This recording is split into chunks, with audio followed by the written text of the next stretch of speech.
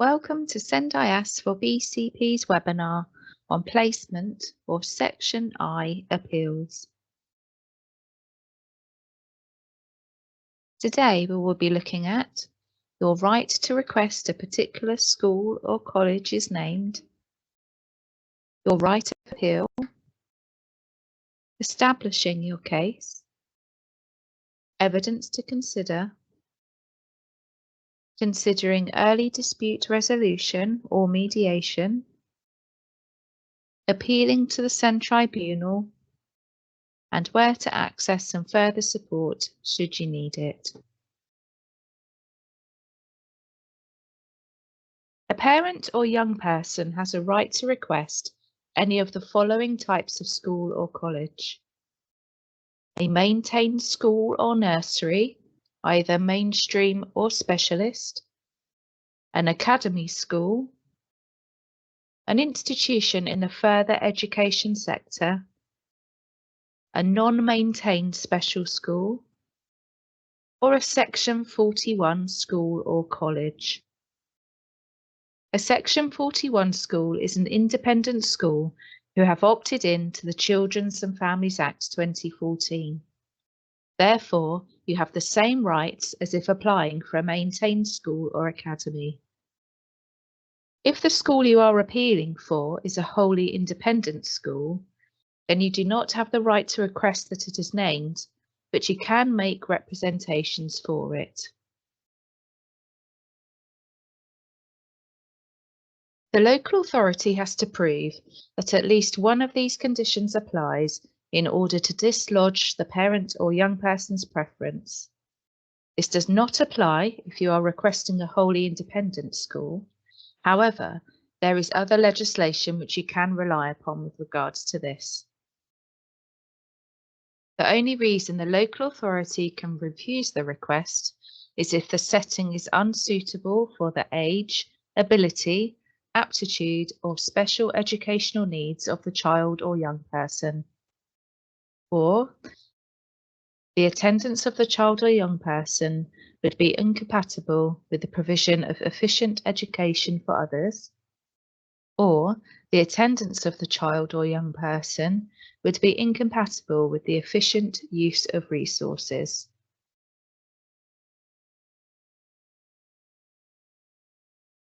In accordance with Section 9 of the Education Act 1996, the local authority shall have regard to the general principle that pupils are to be educated in accordance with the wishes of their parents, so far as that it is compatible with the provision of efficient instruction and training and the avoidance of unreasonable public expenditure.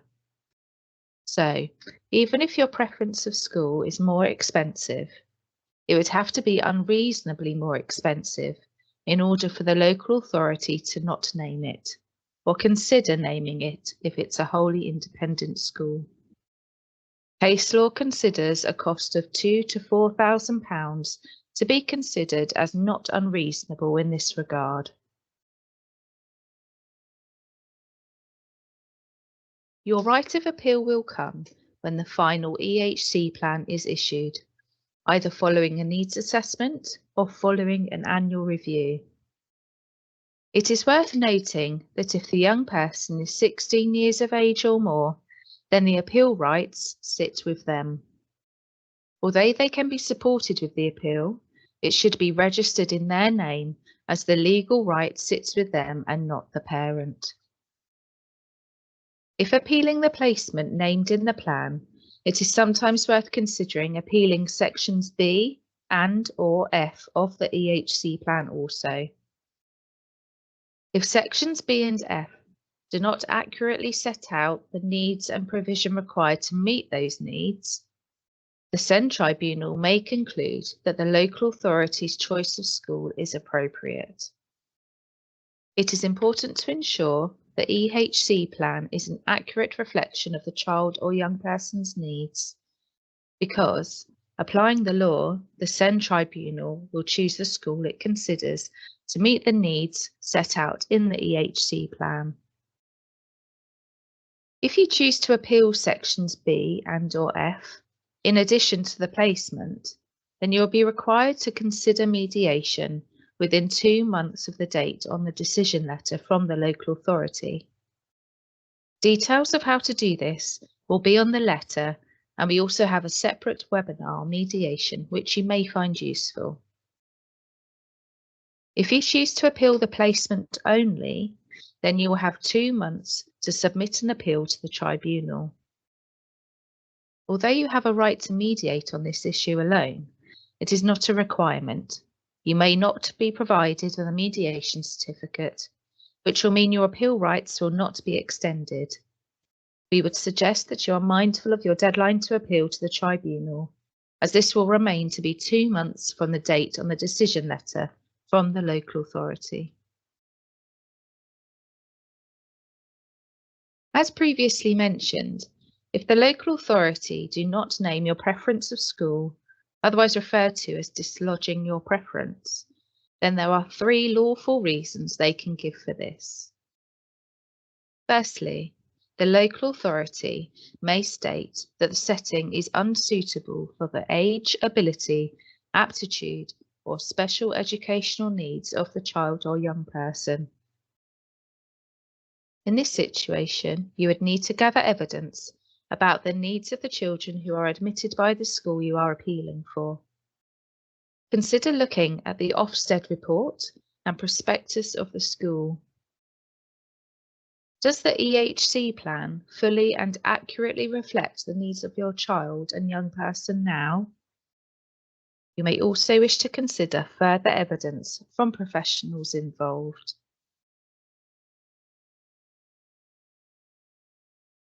The local authority may state that the attendance of the child or young person would be incompatible with the provision of efficient education for others. In this situation, you will need to consider the right to a mainstream education and if this applies. Every child has a right to a mainstream education, and all efforts must be made and reasonable adjustments in place in order to prevent this incompatibility. This is often the reason provided if the school is full or at capacity.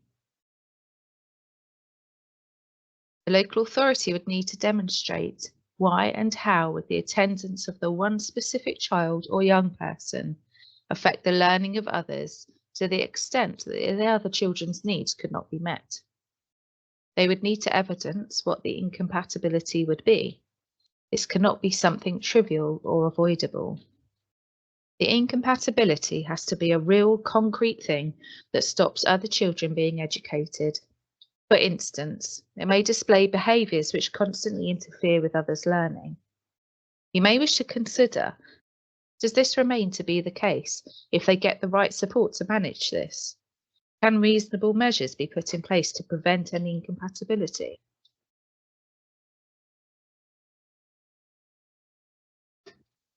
The local authority may state that the attendance of the child or young person would be incompatible with the efficient use of resources. In this situation, you will need to state the exact details of the costs the local authority says it will incur at the school of your choice. Also, the exact details of the cost of a place at the school the local authority has named. These would need to include all costs of the public purse, such as transport costs, and external support, such as therapists coming into the school to deliver the provision. If your parental preference of school have come back on a consultation response, then any offer of a placement should include this information, and you can request this from the local authority. The same would go for the local authority's choice of placement of school. Should you not have access to this information, then this will be requested by the tribunal.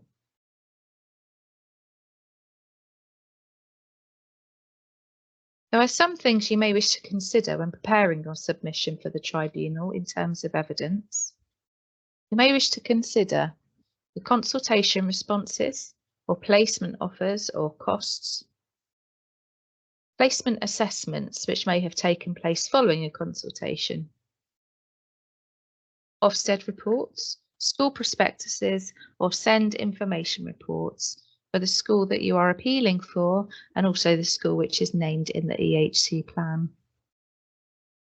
Statements from teachers or professionals, meeting minutes and annual review reports, the child or young person's views, evidence of attainment or where the child or young person's needs are not being met, evidence of the impact of this. And if you are requesting a wholly independent school, you will require an offer of a place in writing from the setting. As previously mentioned, if appealing any content of the EHC plan, as well as the placement, you are required to consider mediation.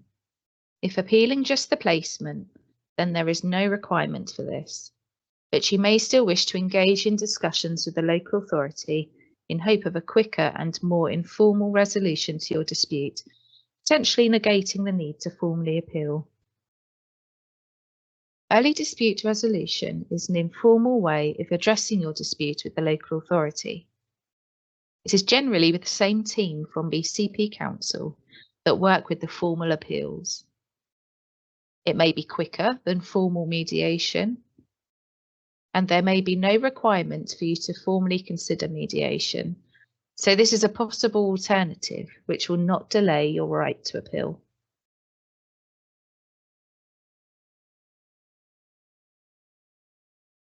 Mediation is a free service to you, whereby a mediator, who is an independent and impartial party, facilitates a confidential meeting with the aim of reaching an agreement on the points of dispute, potentially preventing the need to apply to the first-tier tribunal. This meeting is held within 30 days of the request. Again, there is no requirement to consider this if you are only appealing the placement. Either of these options could potentially address either part or all of your dispute.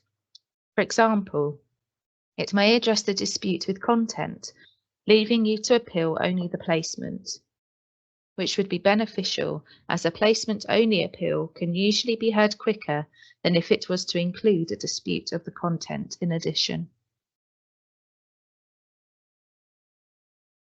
When appealing to the tribunal, you will require the local authority decision letter and, if applicable, the mediation certificate. You will need to complete a SEND 35 form with details of your appeal. You will be required to submit the final EHC plan and any evidence already submitted to the local authority, as well as any additional evidence you wish to include. This will all need to be sent to send@justice.gov.uk, either within 1 month of the date on the mediation certificate, if applicable, or within 2 months of the date on the decision letter, whichever is later. It is always advisable to submit this in good time in case there are any issues with registering your appeal. The SEND Tribunal aims to reply within 10 working days of registering your appeal. Working days do not include Saturdays, Sundays, bank holidays, any day between the 25th of December to the 1st of January, or any day in August. This can take longer when the SEND Tribunal receives a high number of appeals around the same time. In its registration letter, the SEND Tribunal will tell you about important dates. It will tell you when the local authority are required to respond to your appeal, give you a deadline to send further evidence, and tell you when the hearing date will be. The deadline for the local authority response to your appeal is usually within 30 working days of receiving your appeal documents from the SEND Tribunal. The local authority must say whether it opposes your appeal and why. All of this information must be received by you and the SEND Tribunal by the deadline for the local authority's response. You should tell the SEND Tribunal if any of the information the local authority was required to send you is missing, or if you did not receive it on time. You'll be provided with a date whereby you are required to submit any further evidence you wish to rely upon. For placement-only appeals, you may be offered a JDAR, a Judicial Alternative Dispute Resolution hearing.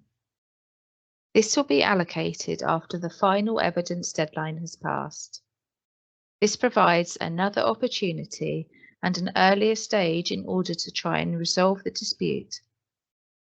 The purpose of the JDAR hearing is to support parties to resolve their disputes by agreement. At the hearing, the judge will consider how to assist the parties to reach an agreement. It may be possible for the judge at the JDAR hearing to provide a view as to whether either party is being unrealistic, either in respect of the evidence provided to support the placement they propose or the grounds of appeal or response. In some cases, it may be possible for the judge to express an opinion as to the strength or weakness of the appeal or response, or parts of them. These hearings are private and confidential. The judge who conducts the JDAR hearing will not conduct the final hearing if there is no agreement.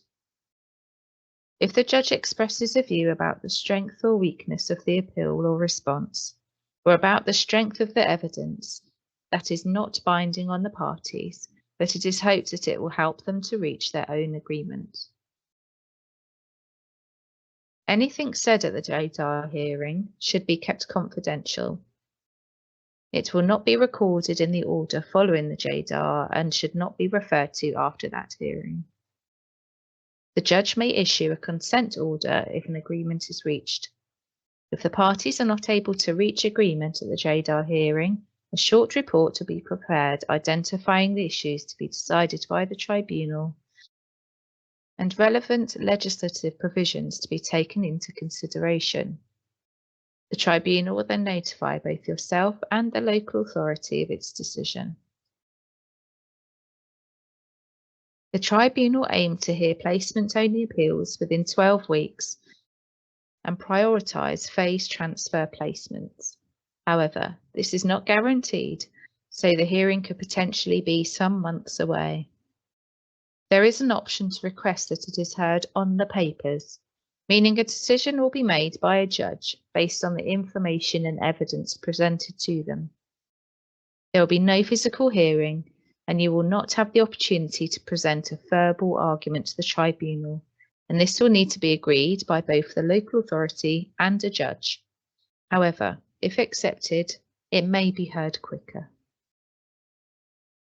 If you require any further support with making an appeal, you can visit our website at SENDiassBCP.org, where you'll find lots of free resources to help you. You can email help@SENDiassBCP.org, or you can contact our advice line, open Monday to Thursday, 9:30 till 12:30.